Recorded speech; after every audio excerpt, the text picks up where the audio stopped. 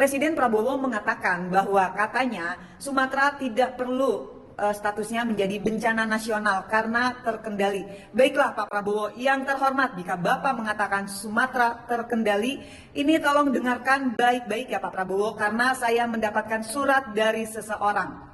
Assalamualaikum semua. Aku pengen banget minta tolong ke siapapun yang punya link ke Pak Prabowo untuk menyampaikan bahwa di Aceh tidak seperti yang beliau lihat.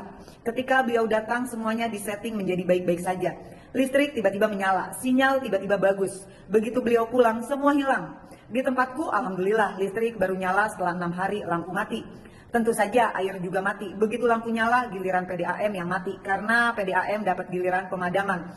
Kami kesulitan air bersih. Baru-baru ini di Aceh Tamiang malah BNPB baru saja mendirikan tenda darurat ketika Presiden mau datang. Kita lihat nanti apakah akan hilang tendanya. Kita akan tahu kalau listrik dan sinyal mereka masih ada. Karena aku yakin kejadiannya akan sama seperti di Banda Aceh. Begitu Presiden pulang, listrik dan sinyal langsung hilang kembali. Please banget, bantuin up ini ya semua. Saat ini kami juga langka gas karena akses jalan putus. Jadi pemerintah hanya punya 2 kapal untuk bolak-balik ambil gas. Dan itu nggak cukup sama sekali. Minyak tanah juga langka, belum lagi harganya wow mahal. Lilin tentu saja tidak ada. Kami membuat lilin alternatif dari minyak makan dan cotton bud.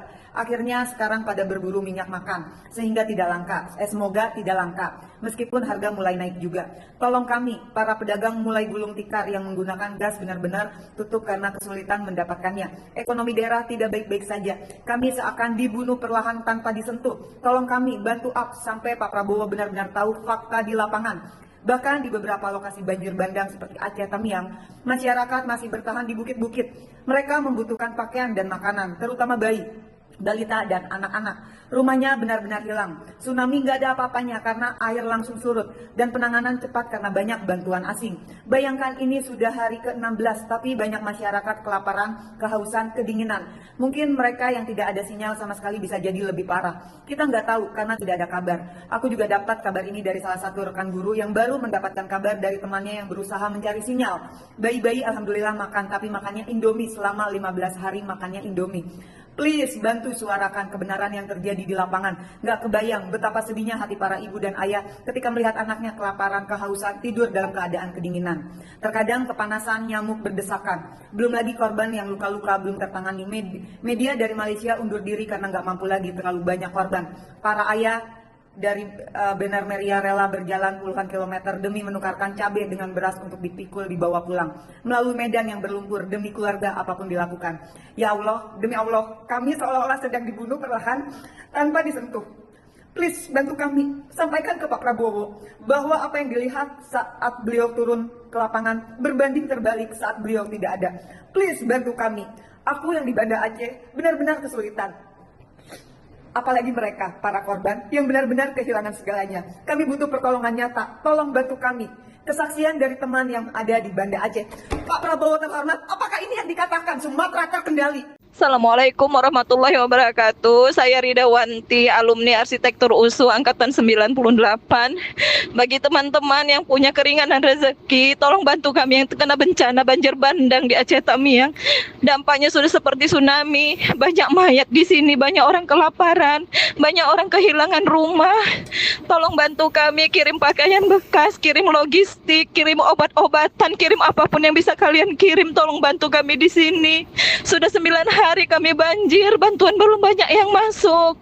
Tolong, rumah sakit juga udah lumpuh, banyak orang sakit, banyak mayat di sini. Tolong kami, terima kasih. Assalamualaikum warahmatullahi wabarakatuh. Makanya banjir Sumatera dibiarkan tetap lokal, karena begitu nasional semuanya kebuka. Media internasional bakal nimbrung, LSM bakal nuntut data, peneliti bakal nanya deforestasi per tahun. Investor luar bakal bilang, lah kok kayak gini. Dan elit yang hidup dari proyek-proyek kotor, itu bakal panik kayak tokoh antagonis ketahuan ngumpet di balik lemari. Gua kasih lu satu fakta pahit. Bencana nggak naik status bukan karena kecil, tapi karena kalau dinaikkan, yang kebanjiran bukan cuma rumah warga. Yang kebanjiran adalah nama-nama besar. Sumatera itu udah kayak museum dosa lingkungan. Tabrak sana sawit ilegal, tabrak sini tambang ngawur. Geser dikit perampasan tanah masyarakat adat. Geser lagi, hutan lindung berubah jadi kebun privat. Dan semua itu akan kelihatan terang benderang kalau bencana ini ditarik jadi nasional. Makanya lebih aman dikecilin. Lebih aman dikunci di level daerah. Lebih aman dibiarkan sebagai musibah cuaca. Sampai kiamat kurang 2 hari pun, negara nggak bakal berani naikin status banjir Sumatera. Karena begitu statusnya naik, satu persatu topeng bakal copot. Topeng pejabat, topeng pengusaha, topeng broker tanah, topeng mafia izin, topeng proyek-proyek hijau palsu yang cuman hijau di proposal tapi hitam di lapangan. Semua bakal kebuka. Dan percayalah, itu yang paling mereka takutin. Bukan airnya yang meluap tapi kebenarannya.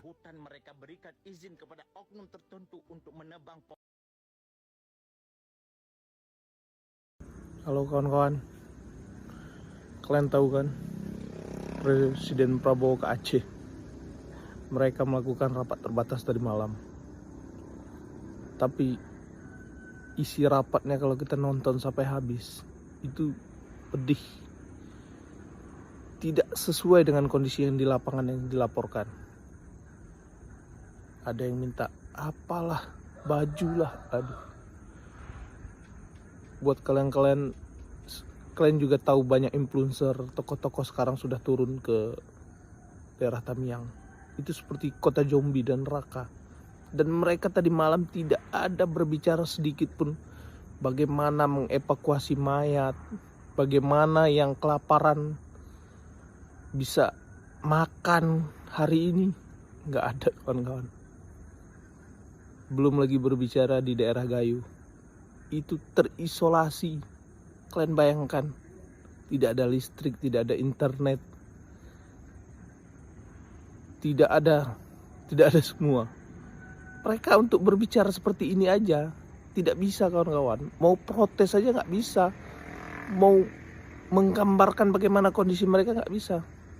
Mereka hanya bisa kadang-kadang mengirim voice note, mengirim pesan chat di saat internet dapat. Begitu kondisinya kawan-kawan. Gak ada hal-hal yang menyentuh. Dalam rapat itu semua siap Pak Presiden, siap Pak Presiden. Tapi semua gak sesuai dengan kondisi di lapangan.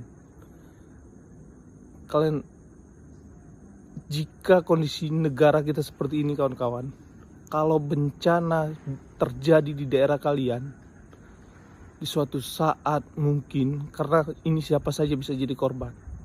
Kalau kondisinya begini, kalian akan sama seperti di daerah kami. Korban akan bertambah kawan-kawan. Korban akan bertambah.